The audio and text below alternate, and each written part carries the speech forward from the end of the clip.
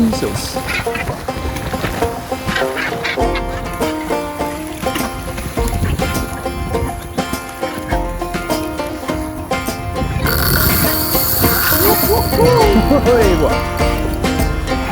Oh yeah, boy.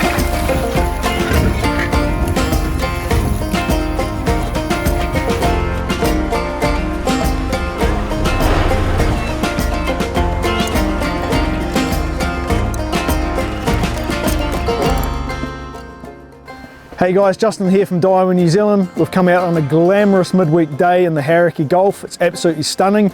Task was looking for workups. We're going to be doing a bit of a series on workup fishing, so we've picked a beautiful day. We've come out wide, we've found ourselves a workup. We're going to go through a few do's, don'ts and how-tos when it comes to workup fishing for ourselves. So one of the things we get asked is how to find a workup. Okay, sounds relatively simple and sometimes it is. One of the biggest keys is gannets. Gannets are one of the biggest things to look for. They're either going to be high in the sky, circling, looking for bait, or they're going to be super low down to the water. I'm talking like just off the water, and they're going to be flying flat out. And those are gannets that are flying to a workup. The other thing, and it makes sense, is obviously dolphins and the whales. Okay, these are some of the biggest indicators. If you see all this start going on, there's a really good chance you're going to be round a workup and going to be in it real quick.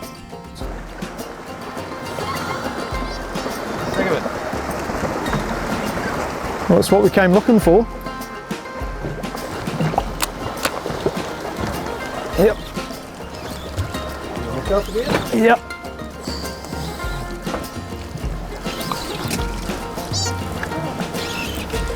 Only been here about 3 minutes. Oh man, how cool is that?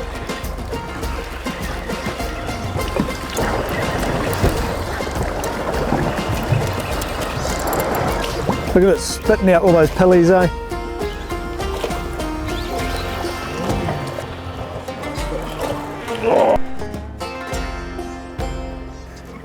Just chucked on a big soft bait, new 5.5 inch wave minnow banana split, 2 inch jig head. Pretty fun in workups. We'll let this guy go. Oh, not twice about that. I went something a bit different. I went the SL jig. Always tend to choose something a bit heavier. First couple of fish, this is our first drop. They're nice fish. So this jig here, a little bit different than your normal sliders that people are used to, which is just a literal slow retrieve, slow wind. This here, a little bit more action involved, and I tend that action just tends to get a better predatory bite out of these fish. So it's a bit of a high rod lift, a quick drop, pause for a second, then a little wind. So it's just getting that jig fluttering down, which is a lot of the time when those snapper will come up and have a nudge at it when they feel that the fish is like acting like a dying or wounded bait fish. So we're going to go over and give it a try. Also be aware, with the jigs, I tend to use overheads for the fact that I can feel if my reel speeds up or slows down, because a lot of these snapper, they'll be anywhere, we're in 50 odd meters, they can be anywhere from the hard bottom to literally 10 meters under the boat. So I'm always feeling my thumb on there to look for it speeding up or slowing down in case I need to react to it.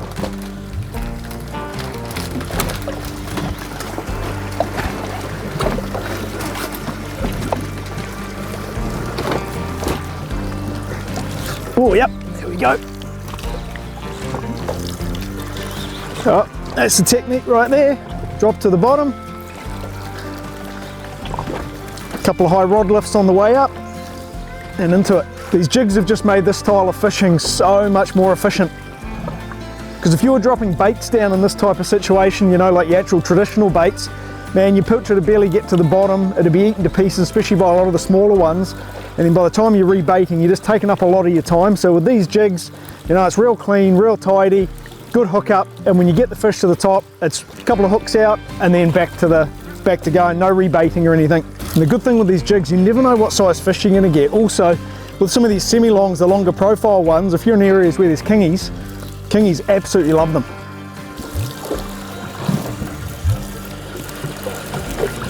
And there's a nice healthy fish. Whew, nothing wrong with that.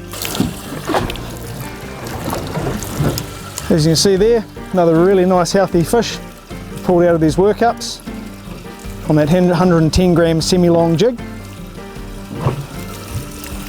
So I'm going to release him back down.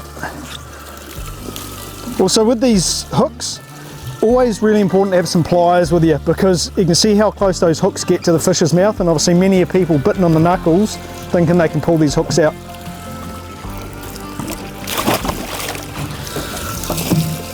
And once again, no rebaiting with our jigs, back down. You are in a good one. It's the Charlem show.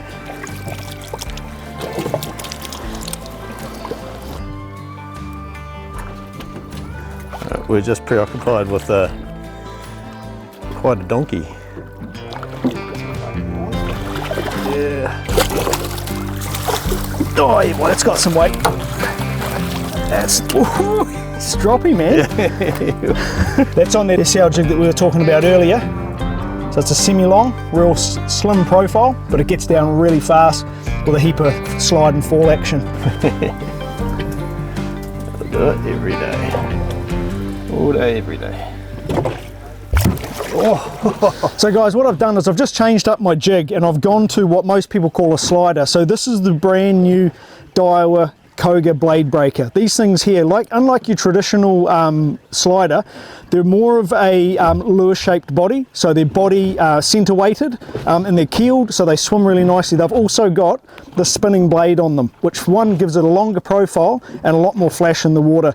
You've also then got your attractant skirt there as well, attached to your two really strong hooks. So these things here, action on them is really easy. Drop to the bottom, slowly wind in, 5 to 10 winds, and honestly, the fish are on straight away. These things are almost, should be illegal, they're that good. All we do is just the slow wind, and essentially this jig does the work for you. Yep, there we go. And all you do is just wind into these fish. Honestly, the fish barely know they're hooked. These things are too easy, like literally too easy. The blade breaker is an absolute stunner, and that's not a bad fish. See, these blade breakers, they've got a blade on the end of it opposed to a traditional slider, so you've got a longer profile action jig and a lot more action. This is not a bad fish. Caught on the Koga blade breaker. This is the new sardine colour, brand new, just hit the market, and so far already, absolute banger. They say all sliders are created equal. I say no. These blade breakers are absolutely next level. The profile of the body, the blade on the back, and these extremely strong little hooks. These things are absolutely deadly. They're almost too easy to use. You can go back in. Oh, there he goes.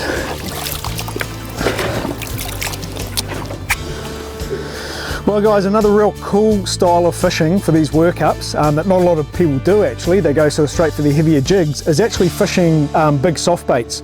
So a lot of people underestimate the use of really big jig heads. So we're using 1.5, 2 ounce jig heads, which are the same equivalent weight to your jigs, but we're using these bigger soft baits. And the reason we like these, it gives you a big profile. And the good thing with these big profiles is it tends to weed out the smaller fish. So don't necessarily get more, but we tend to find we get the better fish on these bigger soft baits. So we're here now, so I'm going to give it a chuck out and see how we go.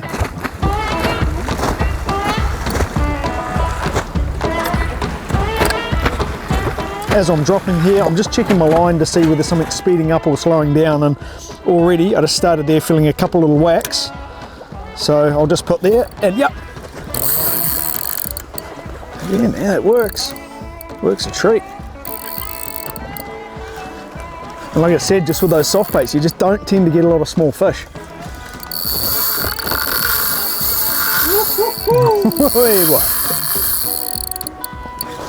Usually takes a little bit to get the old surtate singing.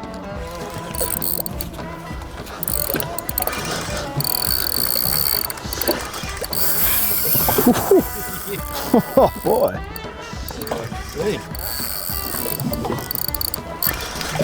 Yeah. But these soft baits today are working a treat, eh?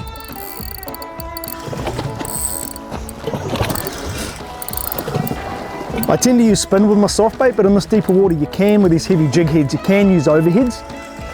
Can be sometimes quite a good way to drop as well. Oh, it's been this day's fishing. It's been phenomenal.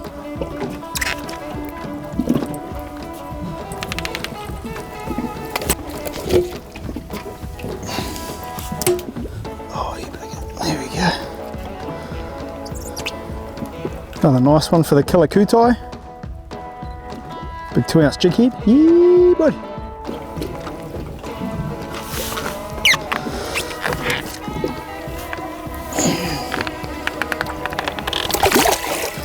Whew, no problem with him going back. Mate, how good has this fishing been today? It's been off the chain.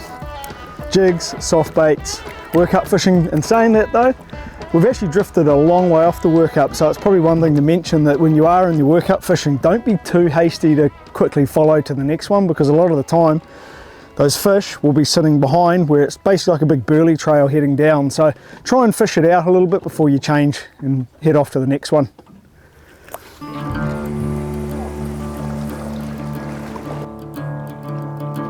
Thanks, mate. Yep. Oh yeah, to be expected. Put the big 10-inch gar on, trying to find a slightly bigger fish, see if there's something cruising mid-water. And you can feel the little fish hitting it, but you know when a big fish has got it. And this one feels a little bit better.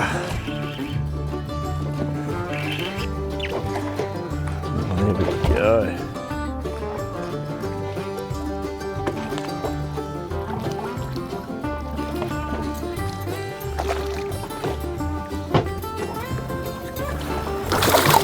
Hey John.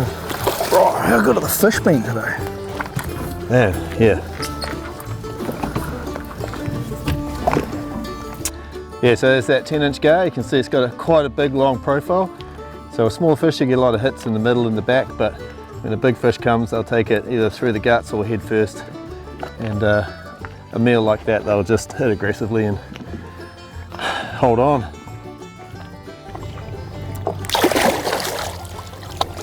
Beautiful.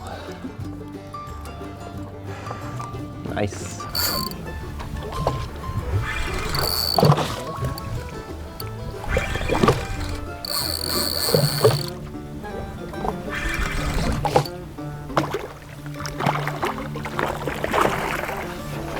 Woo-wee. Chunky monkey. Oh. Just leave him in there for a sec. Yeah, man.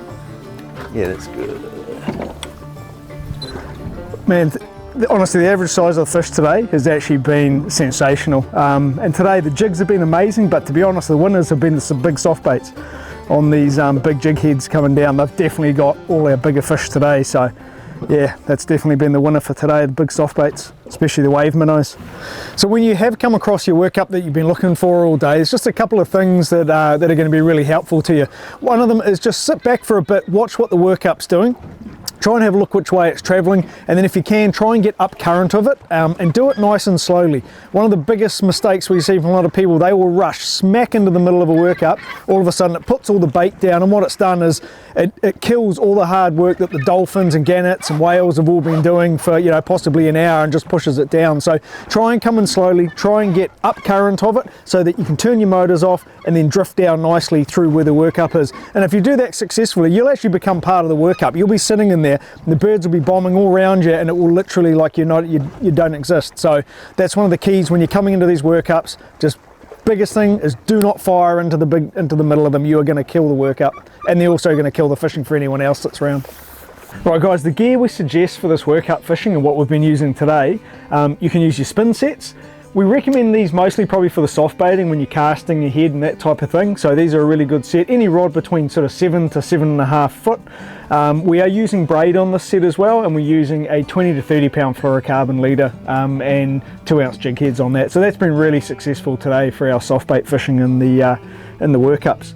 The other set that we sort of recommend, or the style of set that we use, is an overhead set. We predominantly use those for our jig fishing for the main reasons. When you're dropping, you've got a lot more control with your thumb on the spool, so you can feel when the spool's speeding up. If you've got a fish or stalls and stops, you can put your thumb on there to strike instantly. So it just seems to be a better fit for those fast falling jigs. So you can also use some of your big soft baits on these overhead sets, but we've found the jigs work better with your overhead sets. You can have your small low profile bait casters, so the little saltigas we're using here, and your spin sets for your soft baiting. So that's the gear we're using today. On both of them we're using braid, anywhere from 20 to 30 pound braid depending on where you're fishing, and 20 to 30 pound leaders. Sometimes go up to 40 if you're really getting onto big fish, but we find that 20 to 30 pound fluorocarbon is perfect for this style of fishing. So one bit of advice as well is when it comes to knots, everyone asks us what sort of knots to use. Try not to learn too many, but learn some good ones. So our braid to our leader knot, we use an FG knot. So that's one I recommend you really try and learn. It can be hard to do it first, but once you get it, that knot has got extreme strength. So learn the FG knot for your leader to braid. And then look, you can use a loop knot or just a universal uni knot for your jig head or tying to your jig. So learn a couple of knots, learn them well. Don't go and try and learn a million type of knots. There's a vast array of jigs and lures you can use for this style of fishing. Today we've been using the Saltiga 4 killer jig. That's been really great for us today. Flat profile, comes in a range of colours and weights. We've also been using the SL, stands for semi-long, which is a long profile, slightly different dropping action, twin assist hooks on there. You've seen the new Koga blade breakers today. They've been really successful. These things are almost too easy to use. They have the blade on the bottom of them. You've got a longer profile action jig, also heaps more flash. They also have your little rubber skirt that's on the end of them as well. So these are similar to your traditional sliders, but they have a lot more action. These things should be illegal, they work that well. And they come in a range of colours. We've also just had the new sardine colour, which we've tested out today. That's been an absolute banger. You've also got your standard Kogas that we've had around for years. This new Smash Kinner colour. These things here are still deadly. And today, probably some of our bigger fish have been on this style, which has been soft baiting, but in the deeper water, we've been using the 1.5 and 2 ounce jig heads on a 7 burrow hook with the 5.5 inch wave minnow bait junkies. So these things have been absolutely deadly. All our biggest fish have come on these today. So like I said, a lot of people in these workups, they're only fishing jigs. Think outside the box. If you've got these big profile soft baits, these things are deadly with the right jig head on them. So we just found one more workup on the way back in. It's been a sensational day on the Hauraki Gulf, one out of the books. Workup fishing's been amazing. Hopefully today we've introduced you to some new gear, some new tips, some techniques, some how-tos around workup fishing, and hopefully see you out here soon.